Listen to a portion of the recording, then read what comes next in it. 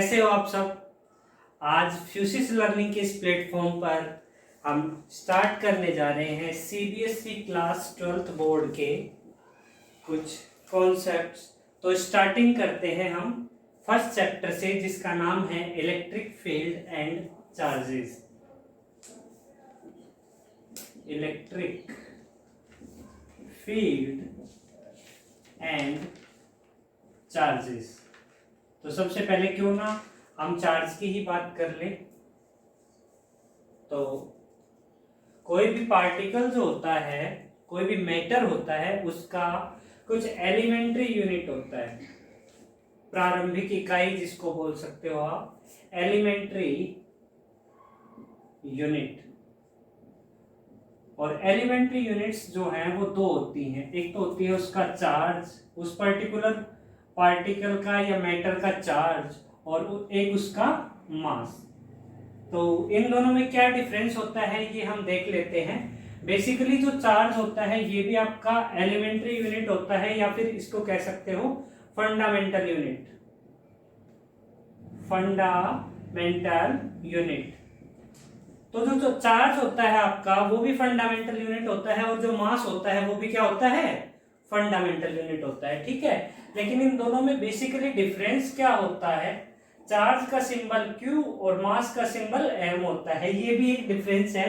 लेकिन एक डिफरेंस और होता है कि जो आपका चार्ज है ये वेलोसिटी पे डिपेंड नहीं करता, that is it is velocity independent.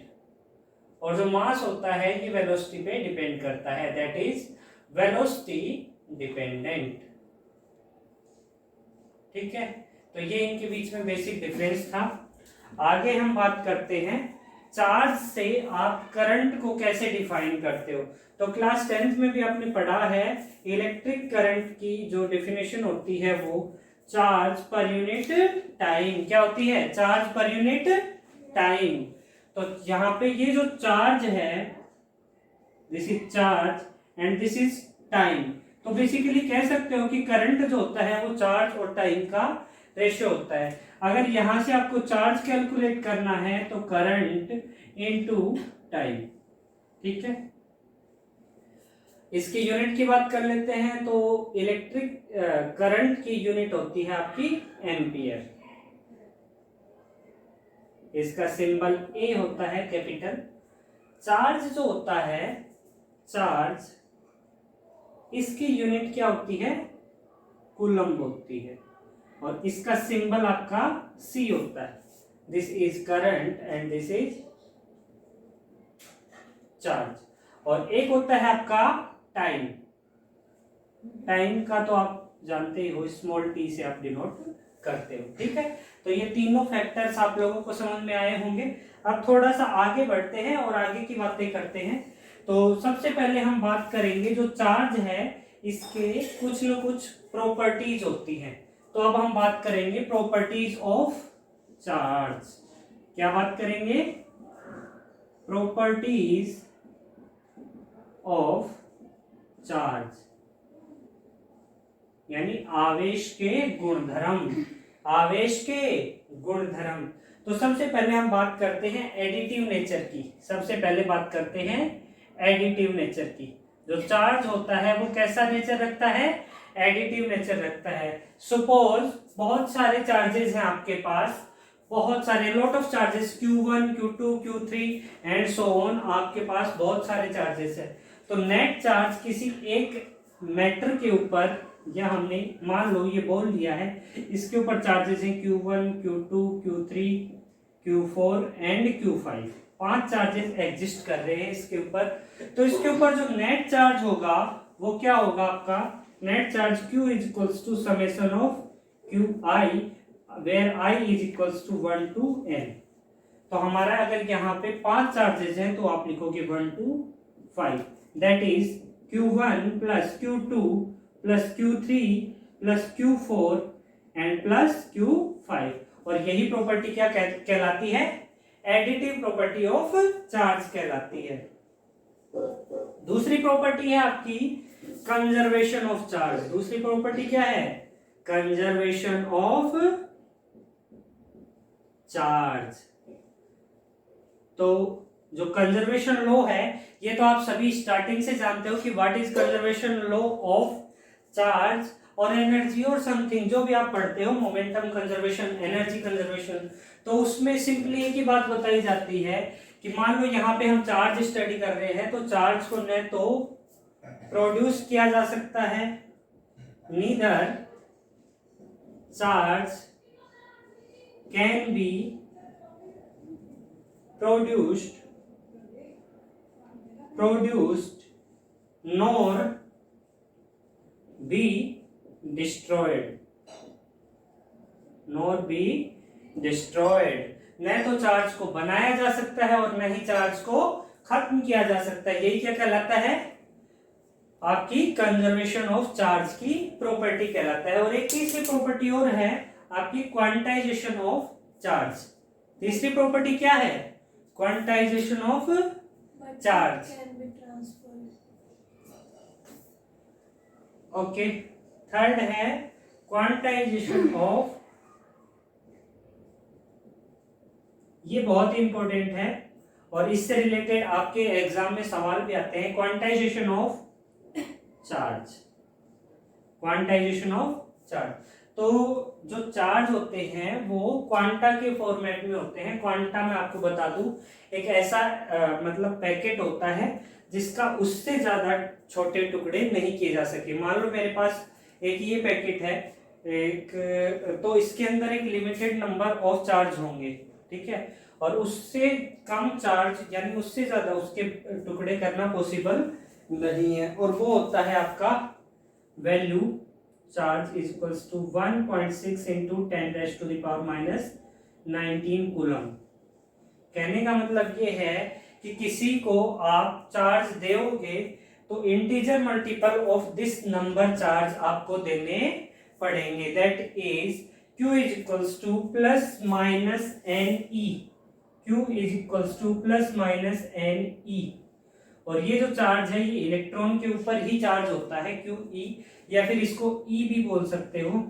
कहने का मतलब ये है कि आप किसी भी मैटर को, किसी भी पदार्थ को, किसी भी वस्तु को आप इतना चार्ज मिनिमम दे सकते हो। इससे ज्यादा दोगे तो आप इसका डबल दोगे, उससे और ज्यादा दोगे तो इससे 3 गुना दोगे। कहने का मतलब जो n की वैल्यूज है वो n equals to 1 2 3 4 and so on, अर्थात ये सभी किस में होंगे, इंटीजर्स में होंगे। ये सब क्या होंगे, इंटीजर्स होंगे।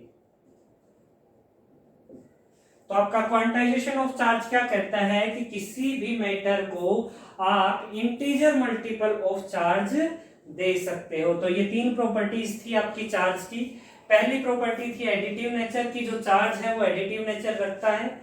दूसरा था कंजर्वेशन ऑफ चार्ज, मतलब चार्ज को न तो बनाया जा सकता है और ना ही खत्म किया जा सकता है। Charge neither can be produced nor can be destroyed. ये केवल आप ट्रांसफर कर सकते हो किसी एक पार्टिकल से, किसी एक मैटर से दूसरे मैटर को आप चार्ज ट्रांसफर कर सकते हो। वो आता है आपका कॉन्सेप्ट ऑफ चार्जिंग, उसके बारे में चर्चा नहीं करेंगे। अगली प्रॉपर्टी है आपकी क्वांटाइजेशन ऑफ चार्ज।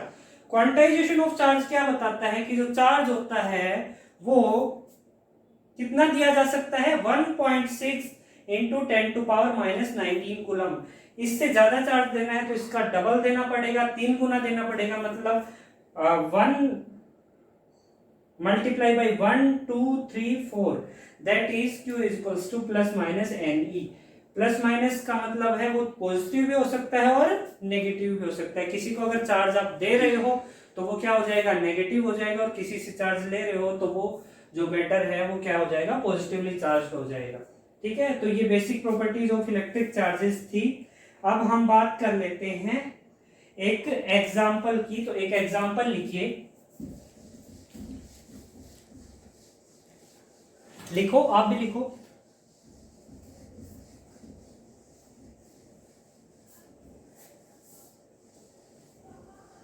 एक एग्जाम्पल है आपका, a copper slab of mass 2 gram,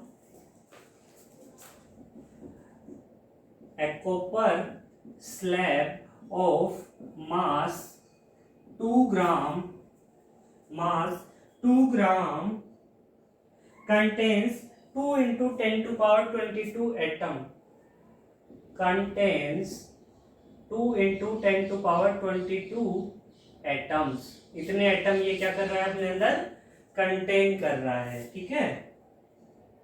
contains 2 into 10 to power 22 atoms। The charge on the nucleus of each atom is, the charge on the nucleus of each atom is 29e। इतना charge each nucleus के ऊपर है, हर एक nucleus के ऊपर इतना charge ये given है। आगे बोलता है what fraction of the electrons must be removed, what fraction of the electron must be removed, must be removed from the sphere to give it, from the sphere to give it, to give it, to give it a charge of 2 microcoulomb, a charge of 2 microcoulomb, और ये क्या है, positive है। तो ये पूछ रहा है कि what fraction of the electron, यानी आपको क्या पूछा है, number of electron. Number of electron यहां से आप कैलकुलेट करोगे और उसके बाद में उनका फ्रैक्शन निकालोगे, ठीक है। तो सबसे पहले हम बात कर लेते हैं solution. Q is equals to NE, Q is equals to plus minus NE। कहां से, ये फॉर्मूला कहां से है, क्वांटाइजेशन ऑफ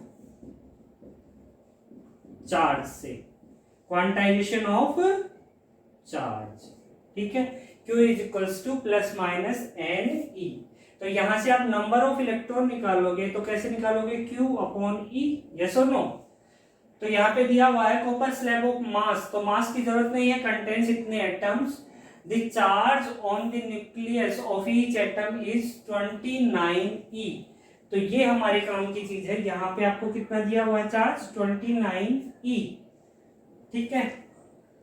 और इसके साथ ही साथ आपको ये पूछा है कि what fraction of electron must be removed, what fraction of electron must be removed from the sphere to give it a charge of 2 microcoulomb। तो चार्ज आपको कितना गिवन है, Q is equals to 2 microcoulomb। तो microcoulomb को coulomb में change करने के लिए आप 10 टू पावर माइनस 6 से मल्टीप्लाई करो और ये इतना कुलम आ जाएगा। कहने का मतलब वो पढ़ा होगा आपने, deci, centi, milli, micro, nano, pico, femto. तो वो होते हैं आपका 10 to power minus 1 deci, centi, milli, micro, nano, और इस तरह से आप पढ़ते हो ये सब चीजें। तो यहाँ पे माइक्रो कुलम है, इसको कुलम में चेंज करने के लिए 2 इंटू 10 टू पावर माइनस 6 से आप मल्टीप्लाई करोगे। इसके बाद में आपको दिया हुआ है remove from the sphere to give it a charge of 2 microcoulomb. तो चार्ज कितना है, 2 माइक्रोकुलम। चार्ज कितना है, 2 माइक्रोकुलम। और ई की वैल्यू आप जानते ही हो, ई कितना होता है, 1.6 into 10 to power minus 19 coulomb. तो यहाँ से नंबर ऑफ इलेक्ट्रॉन्स आ जाएगा n is equals to 2 into 10 to power minus 6 upon 1.6 into 10 to power minus 19। ये पॉइंट हटाएंगे, ऊपर 10 आ जाएगा आपका, ठीक है। और इसको सोल्व कर लीजिए, ये क्या आ जाएगा 1/8 और 10 टू पावर माइनस 19 ऊपर जाएगा प्लस 19 प्लस 20 तो प्लस का 24, यानी 1/8 इंटू 10 टू पावर प्लस का 24। ये क्या आ गए, नंबर ऑफ चार्जेस आ गए आपके। अब आपको क्या करना है, फ्रैक्शन कैलकुलेट करना है। तो फ्रैक्शन कैसे करोगे, टोटल नंबर ऑफ चार्ज कितने हो जाएंगे आपके, total number of charge 29 E। तो 29 इंटू n, तो टोटल नंबर ऑफ चार्ज क्या आ जाएगा आपका 2 इंटू 10⁻22 इंटू 29, कितना 29, समझ में आया। तो ये आ गया आपके टोटल नंबर ऑफ चार्ज। भाई हमारे पास चार्ज कितने हैं, इतने एटम्स हैं, और एक एटम पे कितना चार्ज है, इतना चार्ज है, तो टोटल चार्ज कितने आ जाएंगे 29 E। भाई एक रुपए में 4 टॉफी आती है, तो 4 रुपए में कितनी आएगी 4 इंटू 4, सिंपली मल्टीप्लाई करेंगे।